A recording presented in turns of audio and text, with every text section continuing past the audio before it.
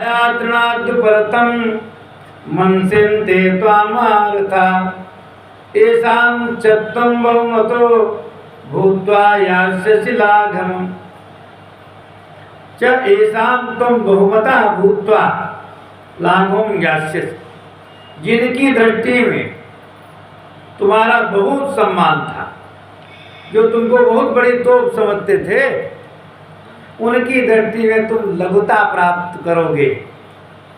वो लोग भी कहेंगे हाँ बात सही कर रहे हो, इसके कोई दम नहीं थे। महारथा त्वाम भयात रणात उभ्रतम मंस्यन्ते, और बड़े बड़े महारथी लोग तुझे भय के कारण युद्ध से पलायित मानेंगे, हटा हुआ मानेंगे। इतना ही नहीं, अभी पिंड नहीं छूटना तुम्हारा। अवाच्य बालांश्च बहून् वदिष्यन्ति तवाहिता निन्दन्तस्तौता सामर्थ्यं ततो दुःखतरं नु किं तव अहिता तो सामर्थ्यम निंदता। तेरे जो अहित लोग हैं, अहित माने दुश्मन लोग, बैरी लोग, जो हित करने वाले हैं, ये अहित करने वाले हैं, ते तव सामर्थ्यम निंदता, तुम्हारे सामर्थ्य की निंदा करेंगे, भर्त्सना करेंगे। बहुत अवाच्य बालां च वदिष्यन्ति, और बहुत अवाच्य बातें कहेंगे, जो बातें नहीं कहनी चाहिए वही भी बातें तुम्हारे बारे में लोग कहेंगे। तथा दुःखतरं नु किम, उससे बढ़कर के दुख और क्या होगा, अर्थात ये सर्वाधिक दुख होगा तुम जैसे यशस्वी पराक्रमी व्यक्ति के लिए। इसलिए हमारी तो इच्छा यही है तुम लड़ जाओ। क्यों? लड़ने में दोनों प्रकार से फायदा है। हतो वा प्राप्स्यसि स्वर्गं जित्वा वा भोज्यसे महीम् तस्मादुत्तिष्ठ कौन्तेय युद्धाय कृतनिश्चया। वा माने अथवा, हता स्वर्गम प्राप्स्यसि, अगर मर जाओगे तो स्वर्ग का राज्य मिलेगा। वा जित्वा महीन भोज्यसे, और जिंदा रहोगे तो धरती का राज्य भोगोगे।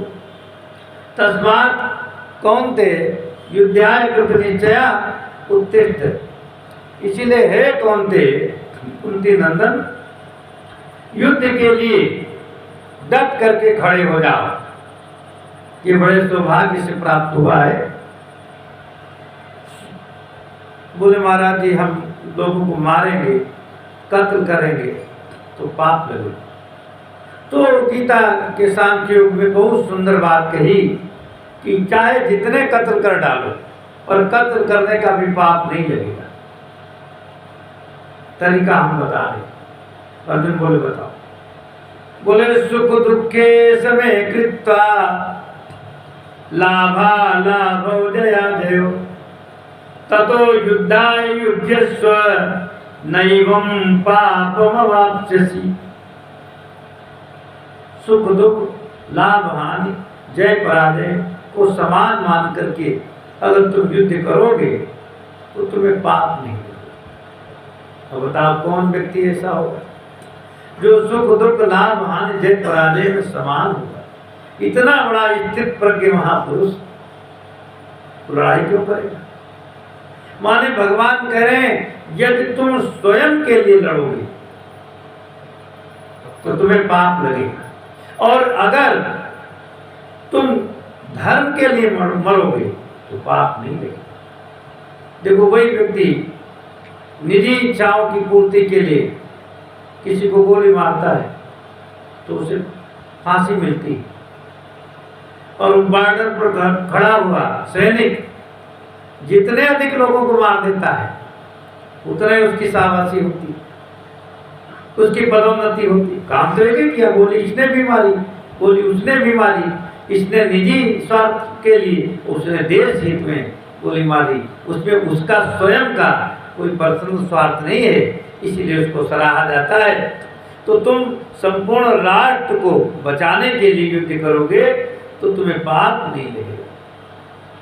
आगे कहते ऐसा ते वेता सांख्ये बुद्धि योगे त्वां शृणु बुद्ध्या युक्तो या पार्थ कर्म बंधम प्राप्स्यति। पार्थ ऐसा बुद्धि ते सांख्ये अभिहिता।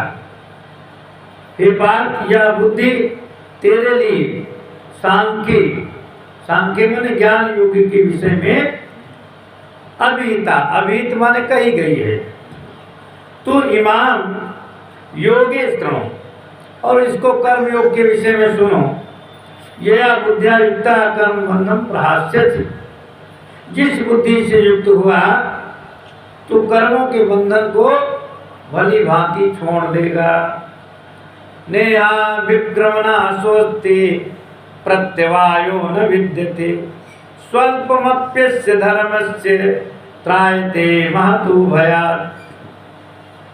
यह अभिक्रमणासा न अस्ति। यह का अर्थ है इस कर्म योग में अभिक्रम नाश नहीं है।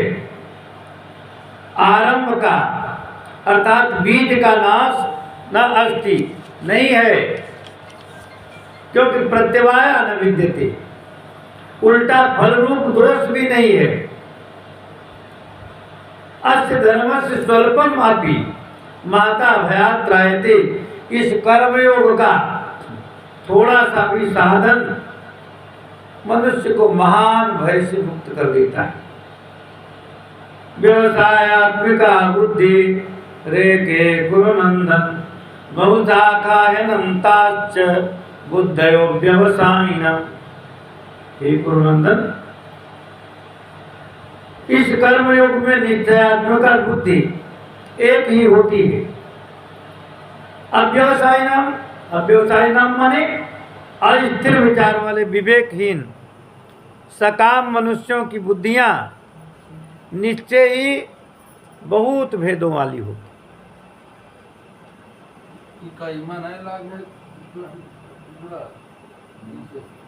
यामिमां पुष्पितां वाचं प्रवदन्ति विपश्चिता वेदवादरता पार्थ नान्यदस्तीति वादिना।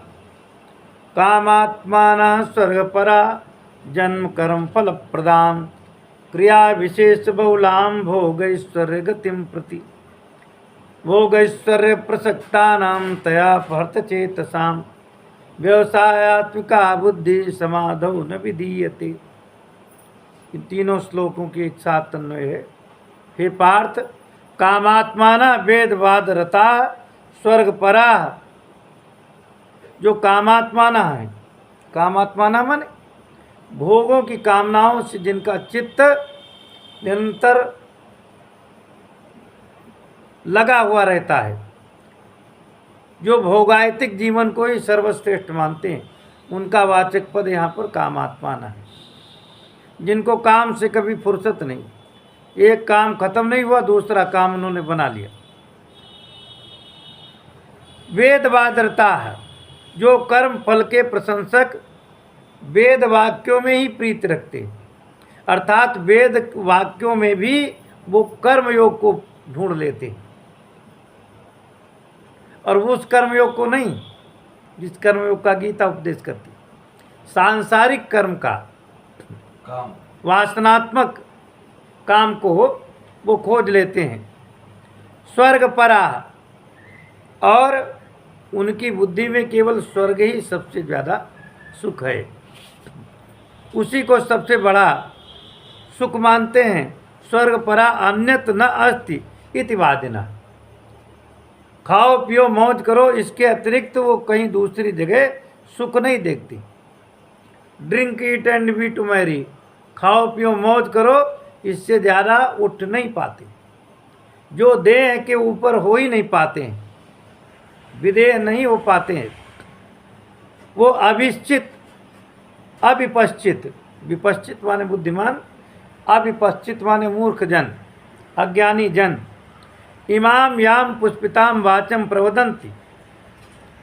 इमाम याम पुष्पिताम वाचम प्रवदन्ति, वह इस प्रकार की पुष्पिताम वाचम प्रवदन्ति, पुष्पित वाणी माने जो दिखने में बहुत है, जैसे पुष्प देखने में तो बहुत सुंदर लगता पर कुछ काल के बाद में मुरझा जाता है, ऐसे जिनका क्षणिक सुख है उस सुख का वो वर्णन करते हैं और परिणाम में जन्म कर्म फल प्रदान, जन्म मरण रूपी फल देने वाले हैं। भोगेश्वर गतिम प्रति, भोग और ऐश्वर्य की प्राप्ति के लिए क्रिया विशेष बहुलाम, बहुत सी क्रियाओं का वर्णन करने वाली है। तथा अपहृत चेतसाम, जो चित्त को का हरण करने वाली है। और भोगेश्वर्य प्रसक्ता नाम, जो भोग और ऐश्वर्य में प्रसक्त है, आसक्त है। तो ऐसी समाधौ व्यवसाय का बुद्धि न विधीयते, समाधि को माने स्थिरता को जो व्यवसायत्मिका बुद्धि है वो कभी प्राप्त नहीं कर पाती। भगवत प्राप्ति की ओर वह बुद्धि कभी उन्मुख नहीं हो पाती है। आप चाहे जितना ही वर्णन करो पर उनकी वो कुछ पल्ले नहीं पड़ेगा।